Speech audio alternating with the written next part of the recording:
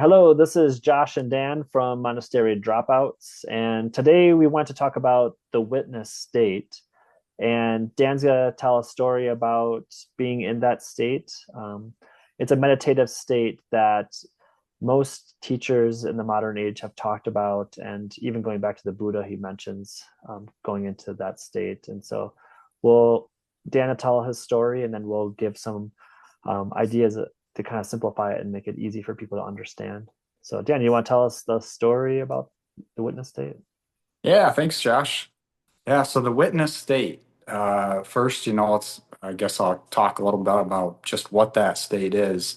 So, for most people in your normal waking state, you're sort of fully identified with everything happening, your thoughts, your feelings. You're just, you feel mad, you say, I'm mad. You feel anxious, you say, I'm anxious. Or, thoughts happening and oh, this is what's happening in my head. And um, I think there's even a study that says that essentially your brain doesn't really even recognize the difference between like a dream you're focusing on or an image you're focusing on in your mind, daydream, and real waking life. So if you're imagining something anxious in your or fearful in your mind, essentially your brain is reacting as if there really was a cobra about to bite you or something like that.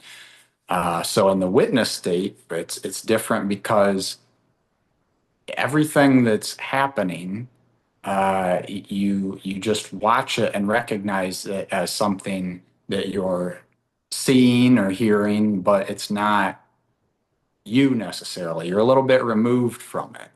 Rather than being all these things, and this is who you are, you're watching all these things happening. You're watching the thoughts in your head that come up, uh, and you're watching the emotions that come up, ideally with, dispassionately, you just, without any preference for what's happening. And you're witnessing what's happening in the room. You're hearing the sounds, and maybe there's something you can smell, and oh, you're what you're seeing too. When you go from the state of mind, your normal state of mind, which you may be wrapped up in your head. That's kind of where I was always at before I became a meditator. It's just always in my head, and just going into that state of, oh, I'm just going to watch what's happening without any attachment to it. You just become a little detached, and suddenly the colors in the room may appear brighter. Everything a little bit more crisp and beautiful. Um, and then when you watch, oh, did you want to say something, Josh? Yeah, it just reminds me of the Irish idea of like they'd say like the sadness is upon me instead of saying I am this like I am sad. It's like it's just a turn of phrase, but it reminds me of that where you're not identifying with the you don't become the emotion, you're witnessing it. And like in one of my previous videos I talk about how it's like when you're walking down the street and you see people walking by, you're kind of like, oh, there's that emotion and there's that. You're not Mhm. in that. It's a part of you, but it's something that you're watching go by, and so you're not taken over by it, and you don't become like if it's anger, you don't become enraged and start your mind and Right. your whole body isn't taken over by it. You're Yeah, just passively watching it. that's a good way to say it. You're not taken over by the things that are happening inside you or outside you. Um, So yeah, my experience that I wanted to share about this state was a little bit more of a uh, what's the word I'm thinking? Well, I mean, it's a little bit more of a miraculous experience for me than before. Um, I was sitting and meditating in my living room, and I went into the witness state. Uh, but unlike other times, there was a shift in consciousness, and then it shifted my perception such that I was basically looking at myself from outside myself. I guess I would say in my mind's eye, I was looking at myself sitting there.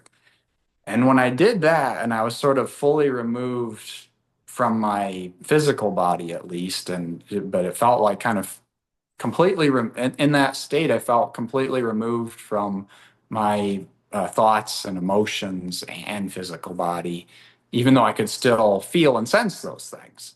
I just was not identified with them in that space. And immediately I noticed so much love for my small self sitting there, meditating, that I was watching. I thought, oh, I was like, wow, he's just a beautiful little, perfect little person there. Such a good person. But when I'm in my normal state, identified with my thoughts and feelings and everything I do, I think, well, I'm okay, but man, I've got a lot of problems I got to iron out. I made so many mistakes in the past. Boy, my mind always likes to remind me, remember that time you really screwed up and embarrassed yourself? It's funny. And so, It reminds me of like looking down and be like, oh, look at my little pet down there. yeah, it was a little bit like that. Yeah, And my perfect little pet. so that was a really, just having that experience just for a couple minutes really taught me something. I was like, oh, this is the higher self. This is how we're viewed by God, by our higher selves. God always loves us, thinks we're wonderful. In the things we did in the past, some mistakes. I just, in that state, I thought, well, there was nothing else he could do. He did the best he could in every moment. And Mhm. I really, I had already believed that, but it's in that state, it was just, I didn't have to worry about believing it. That was just, what I felt in that state. Uh, Have you felt that state around other people? Did you have the same perception towards other people?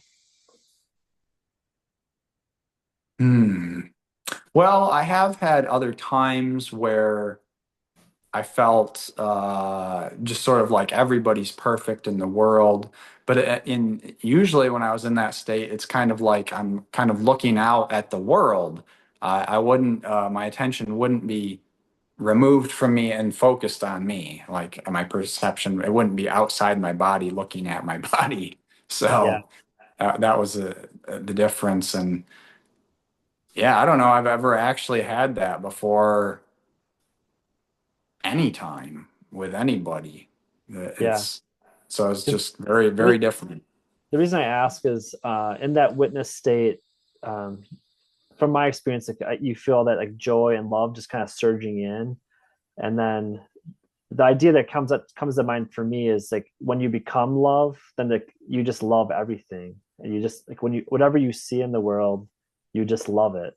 And Mhm. so and I think it's a really powerful experience you're talking about where you're saying how much you loved yourself because it's like it's counterintuitive for spirituality to be like you should just love yourself in the sense that like people think of it as the ego like the ego loving itself, but when you're Mhm. outside yourself the ego it's like it kind of dissolves away and it it's part of you but you it's a different experience than like trying to seek things for that little body. Yeah, right. Yeah, because I wasn't really identified with my body in that state. It was something it was something like it was just an object like every other object in the world. So in that state, anything I looked at, it was beautiful and I did have love for it. But it was just so different to be watching my own body and have love for it in a sort of a manner where it was not me, but I recognized it as, the body I inhabit. Yeah, yeah. um did you have anything else to talk about with the witness or is that the main experience? Well, that was the main experience, but interestingly, the next day I went into the witness state again, hoping to have the same experience, but I had a different experience. The next day, it I went into the witness state and I again sort of removed myself, but the perception shifted, and in that instance, the shift was that I sensed the silence and the unmanifest. So essentially, all the space and emptiness, and that upholds the universe. All the um, all most of the universe is space, like 99.999% is space. And even an atom, we know it's mostly space. Um, and I distinctly felt that space and silence and void, and it was completely still. And it was so interesting because I understood then why they call it the peace beyond all human understanding, because you can't like understand it or imagine it. You can only experience it and sense it, because there was no vibrations in it at all. And so even just, if you think, okay, I think I'm imagining that, well, there's some vibration producing that imagination, so it's really not possible. Although it's not, I will say when I sensed it, I wasn't like, whoa, it's just there. Yeah. Did you become that space? Were you kind of watching it? I was watching it. I did not become it. Um, but Hmm. I could sense it, and I sensed that there was, even though it appeared completely still, no vibrations, no, it seemed beyond space and time. But in the Buddhist tradition, that I think they would call it emptiness, and I think that's why some people will say, well, Buddhists are like atheists or something, like they don't believe in any God at all. Yeah. But and Eckhart Tolle had said he didn't think the best word was emptiness, but spaciousness. And I think that's a good way to phrase it. But I will say, when I was looking at it, I sensed that there was something there, but it was beyond all creation. It was nothing of this universe. It was beyond all of that. And it was beyond me. I was beyond my perception. I'm like, there's something there. And I Yeah. didn't go into it and merge with it. But it's all around us. It permeates everything. Every atom of us is permeated by it. Yeah. Um, and then the last part of that experience was that so I was sensing the silence and the space. And then when I shut my eyes and I saw everything within my view of creation with my eyes shut as vibrations. It was all vibrating like masses of atoms, but in the shapes that they were. So that was very interesting too. And it just kind of showed me what I had already believed. And, like Yogananda, Paramahansa Yogananda would teach, everything is vibration. And it confirmed it. And it also makes sense from a physics perspective. Atoms and electrons, it's all just vibrations. Light, electromagnetic radiation, it's all vibration. So you're saying that the physical world is it's like different fields of vibration and consciousness, and then that unmanifest was something that permeated it, or it was out like once you go beyond the physical world. It was like it appeared to me as the structure which upheld all of creation. Mm. That void, everything sits in that void and comes out of it, Yeah, really. it's interesting. On a philosophical level, they call it something like the ground of being. And when I was in school, my professor, I was in philosophy major. My professor, he was Buddhist, and he said the ground, saying the word ground or foundation is so static that it doesn't really make sense. In that, in it's more of there's like always like these movements in and out, and so he would say like there's movement out of that non-being into being, so it's like almost like that non-vibrational place, there's movements into vibration and it goes back into it. Yeah. And in my Greek video, I talked about that apeiron, and that is like what they talked about is like this like formless boundless space, that it's not, there's no structure to it, and so there's no bound to it, and if you say it's the foundation, then it kind of makes it static, but it's not static. It's like there's consciousness there, I'm assuming, like you were conscious of it. I was conscious of it. Yes. Um, hmm. I don't know if, the great yogis would say that that's technically part of creation or not. Um, Right. Or but consciousness could be outside of creation too, I suppose. Well, good thing you didn't go into it. You may not have come back out. yeah, I might have just disappeared completely. I'm like, Dan, you're due for a YouTube channel. What's going on? Like nothing. Well, that's really amazing. It sounds like one of the more profound experiences. It was. It really it was. It really just and kind of it felt kind of out of the blue too. But I know you've had experiences in the witness state too. Would you please share some of yours? Yeah.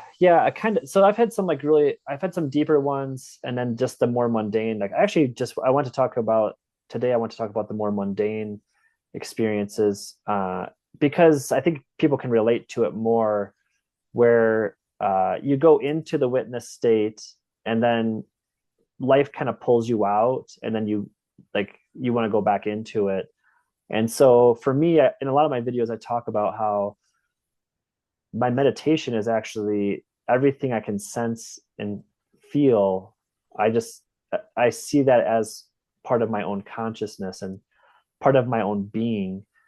And so on a vibrational level, like what you were talking about, you just feel this field of vibration, and all the things that you sense with your sight and hearing and touch, all of that becomes part of your consciousness. And so that's my meditation, is to be looking through my eyes.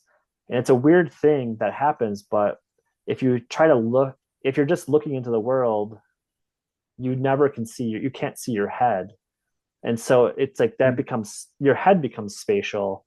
And then if you scan out into your periphery over a period of time of meditating, everything becomes spatial, kind of like what you were talking about. And it becomes vibrational and spatial. And so you can see the images and you can see the movements, but it's all within the sense of your own being. And as you go deeper and deeper, that oneness, it's just love. And it's like there's like joy. There's joy in any movement. And I've mentioned it before, where I had even had someone like yelling at me, and they're super pissed off and angry at me. And like just them interacting with me was just the most beautiful thing. I'm like, this person's interacting with me. And it was like the movements of like emotion and like their physical movements of their body was just in this vibrational like realm. And it was just like joy, like their anger was just like joy hitting me. And I was just like enjoying the interaction. And sometimes when I'm in that state, it almost feels like your little body is like an alien in an alien world. And so any interaction is really amazing, because it's a whole new world opens up. And so the interactions are just the most beautiful things. I mean, you can imagine if you're from a completely different realm, and then they just plop you in a body and you get to experience the world, like everything is just magical and amazing.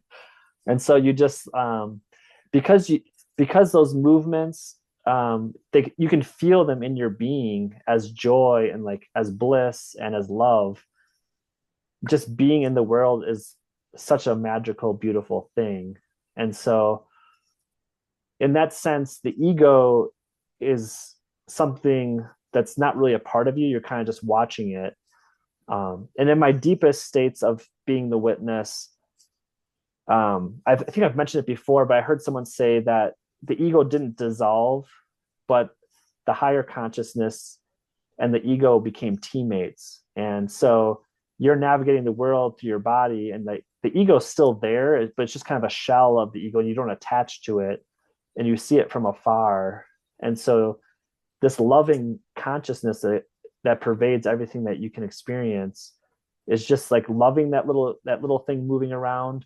But if that little thing just dissolved and died, to the ego, that's the end of it, and so it's scared of like dying. But in that witness state, it's just another aspect of your being, and so you're like, well, it doesn't, that wouldn't matter if your body and that little self died, because you recognize yourself as that wider being. Yeah, exactly.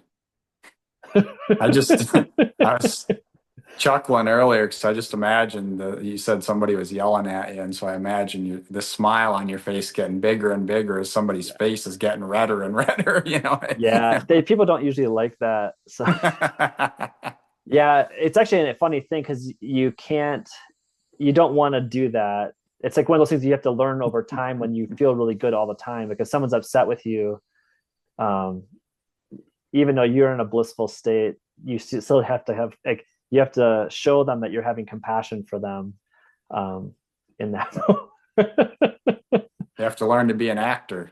Put on a serious face anymore. Yeah, it's a real problem. Yeah. I'm a real problem. I got big issues. Yeah. Yeah, so that's experiences, and I guess if you don't have any other things to add, anything else come up for you when we're talking about it? Uh, Not about the witness state. It's funny. We could talk about another topic, which is a little bit more pop culture. So my dad had asked me if he said, well, the John Lennon song Across the Universe, he's like, do you know that song? He's like, I was wondering if any of your experiences in meditation that you would relate to the song and the words. And I looked over the lyrics and I remember thinking like, okay, and I listened to the song too. I like the song. It's really good. I remember looking at the lyrics, I thought, well, it appears to be the experience of somebody who's went into a high state through psychedelics or mushrooms or something, or Sure. LSD. But some of the lyrics, though, because he does say like the love of a million suns sort of shining around me, and I thought, well, that actually does. I can relate to that. Like that Yeah. definitely sounds like a high meditation experience. And he talks about words rippling out through the universe. And I thought, well, yeah, the vibration of your words, it does, it just kind of ripple out through the universe. And so I thought, yeah, it kind of sounded like a psychedelic perception, but also I'm like, well, I think that is a true perception in a sense. Yeah, I mean, in the Beatles, they definitely did psychedelics, and they also met with a lot of masters, and like, so some of their songs do talk about like those experiences. Yeah. That's And interesting. he also has in the chorus, nothing's going to change my world. He says that over and over. And but Yeah, yeah, that's true. Like when you're in the highest yeah, states, you realize that you're eternal and infinite, and everything's just happening as it's supposed to, and the only way it can. And then yeah, if you sense that state that's beyond creation, it feels unchanging. There's, yeah, you know, yeah. And it reminds me of that concept of the ocean, where if you're on the top of the waves and there's a storm, like the wave feels it and it's scared and it's intense. But as you go deeper and deeper into the ocean, and that is you, those ripples up above don't really affect you at all. You're just kind of in this state of peace, and it's still. right. So cool. Well, let's end it there, and then if we have more things to talk about, we can always make another video. So Sounds um, good. all right, thanks everyone for joining us at Monastery Dropouts, and have a good day. Thanks, everybody. See you.